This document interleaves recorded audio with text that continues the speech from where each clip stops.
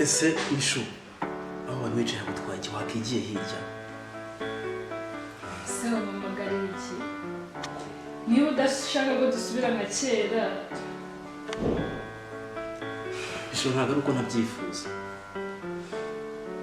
kandi nta nubwo ari uko niyo ngiye isezerano nyine twagiranye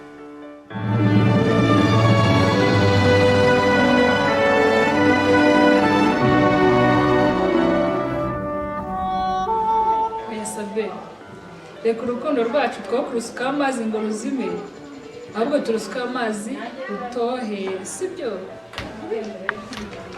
shamishu ntukunsaba ibidashoboka kandi nanjye mfite umukunzi basi be reka tugerageze turebe ko bidushobokera ese mishu ese ntabwo mukunda mbona bikoroheye gukunda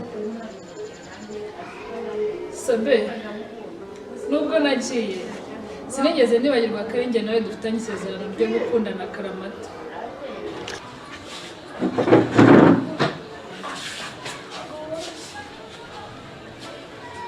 sabe reka twirengagize byose duhange amaso isezerano twagiranye mu mitima yacu sibyo ahubwo se sheri bakuzanira agaki ka kabyeri kawe ukunda ndakazi ariko bakuzanira Sano noneho ndakeka uri gusobanukirwa impamvu ntashaka ko yuko wishyira mu bibazo wababonye se ubareba barasi nyine niyo ngibi nakubwiraga byaga gusa nyine Sabe we ararya ari menge Sano ihangane ndabizi rwose uriya mukobwa aragukunda aragukunda pe ahubwo ngurira agacupa hari akamwenda ibibazo byashishe tugenda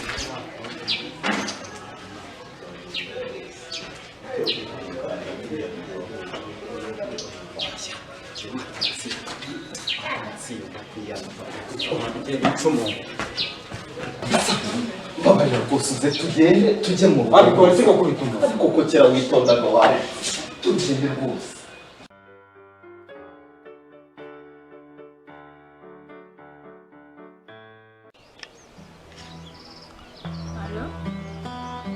Alo? None ariko nyumva neza. Banguka ngwino hano sapara gukeneye. Ya, kandi numubwira yuko ari njye ukubwira.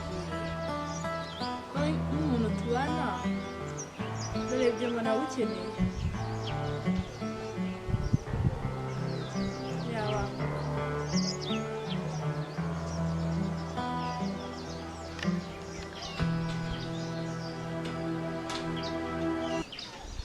Alo.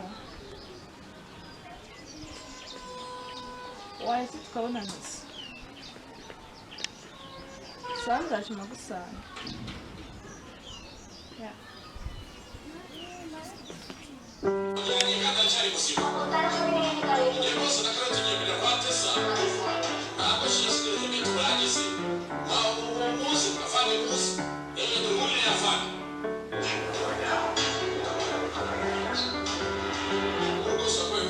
Wase? Wase? Wari se nakubwira mwa? Shambe no mubwire ba nese nyoye ko nakubwira aho ngaho. Bino wumve.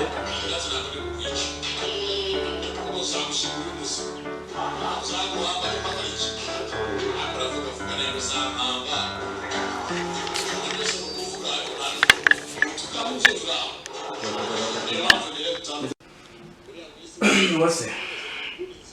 Wameza icupa ry'inzoga dore ikirahure cy'ubu. Shyiramo inzoga nimwe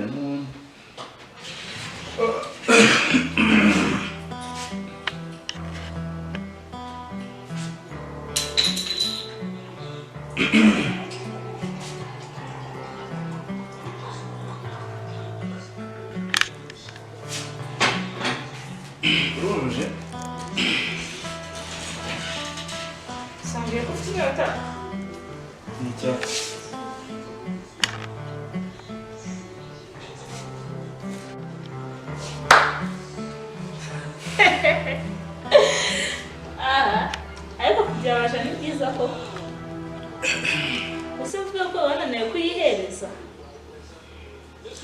wase ndakwinze ngo barumve hejuru mva mpagarara hejuru please nukugira ugashaka waje n'abajajara nabo gakiye wase akira n'ingira amakandi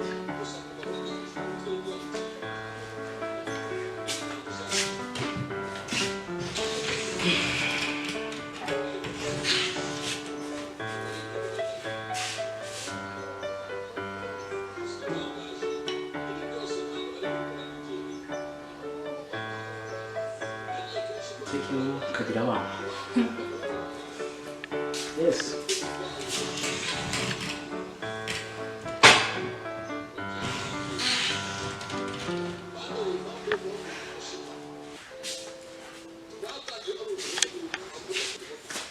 ariko sabe ntukansetse nkunda akagira abana yes mbere yo kugira abana se ntanjije nkagira umugabo bose wase ngo urubanza rw'umugabo w'umwana muri iyi nzu ntabwo ari umugabo si umugabo sabe uzuri rwose rwose nshaka kwiyongera mu bibazo byawe mu bibazo byanjye cyakora cyo ibibazo byanjye uyu munsi ko birarabikemutse twese ngiye kubikemura n'umugabo koko ya sabe wanzikiye n'ibibazo byawe birasana n'ubuzima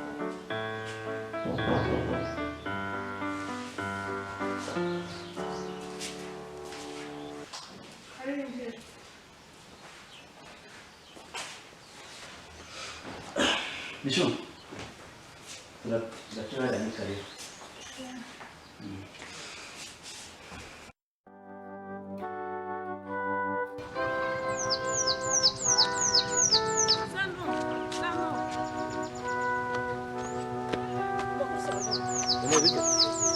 ugeze ko ndeba uri mu nzira ngeze ujye kureba sa ngeze n'Imana ndakubona bone ndakwinginze nimba ukunda se umwiyame amvire kuri Mishu kuko bitabaye ibyo ngibyo ndakora akantu Sabone ngo Mishu ndakwica ngo Mishu kuri sabe wanjye tugende sigugiye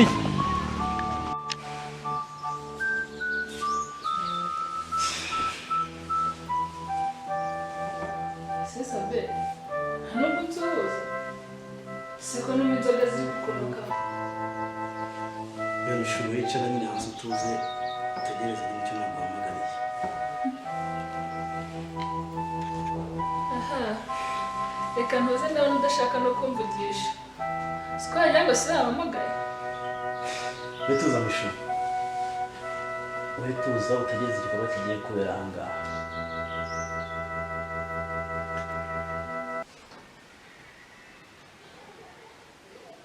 se sabe wamamagariye iki kamwegerewe ndatoroka please mishu no stay there mishu please rekana nanjye please no rekana nanjye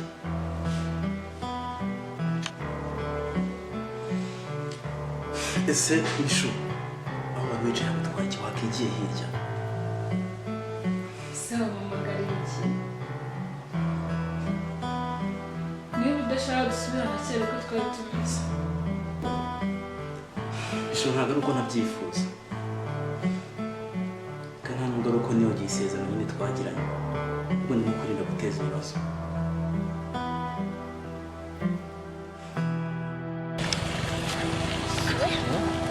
Babe, Oui, I'm good. bien vu.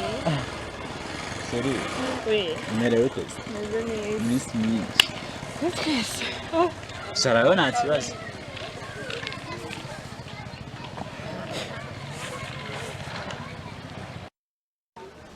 None se be, Oui, uje kundeba urankumbuye? chérie, nakweshye rwose sabe na gato pe. Ahubwo ni kwa kundi umunyabyaha akora icyaha akabaho ubundi. Ngo gute? Chérie, nakweshye pe, mbanza urukundo rwa Sabe na Bonete ndushyize ku iherezo. Finally umvishe inama zanjye. ubu rero ebana ubwo mugiye gukundana neza umutima ukawigarurira umva nuko ujya umukina nk'agatenesi pe. ninde se wakubwiye ko ibintu nkoze aho kugira ngo igarure umutima wa Sabe nubwo agiye ufite byinshi ariko ntabwo aba agumukira. Ngize ngo iki wase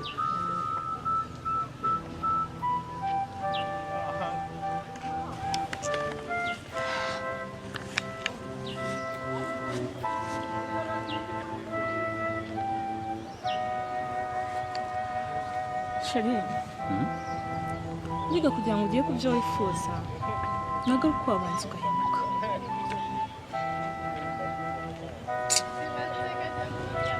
kandi burya ubutunzi bwose waba ufite ubutunzi bwa mbere ni inshuti zigukikije, ni inshuti ufite.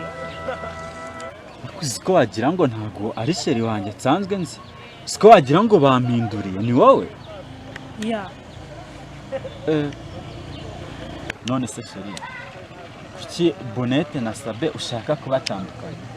cyangwa ko wamubana utangiye kumukunda neza ukaba uri gushaka uburyo bwo kumwigarurira neza? Oya rwose umva sheri ibyo munsi ndabizi rwose. Are you sure?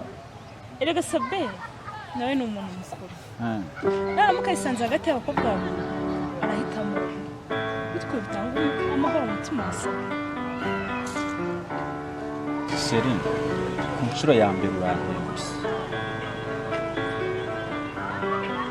Sheri ni ukuri pe ntabwo ari ukugutenguha ahubwo umunsi wawe ndi ibitekerezo uzangarukire ko tuzafatanya dukore cyane.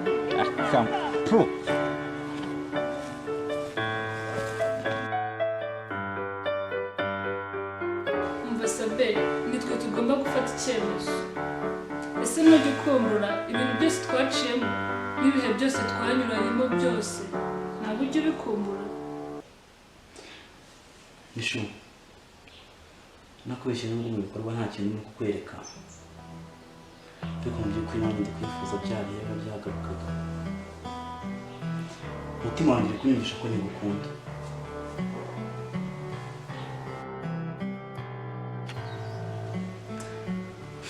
gusa Mishu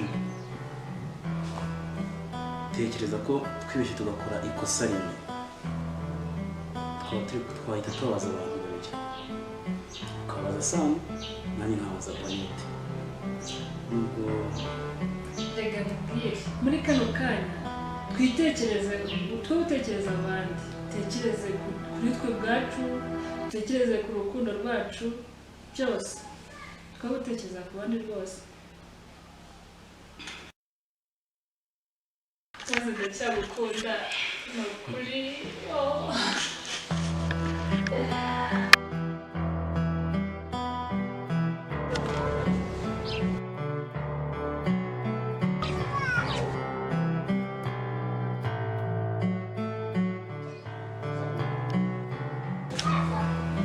Sabe koko Bonete fasha fata nzane igiti ngo kubitira umushenge.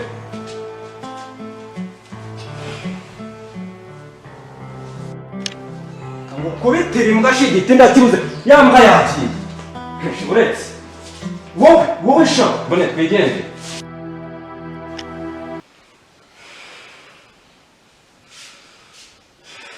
Mishu please nawe gutahe.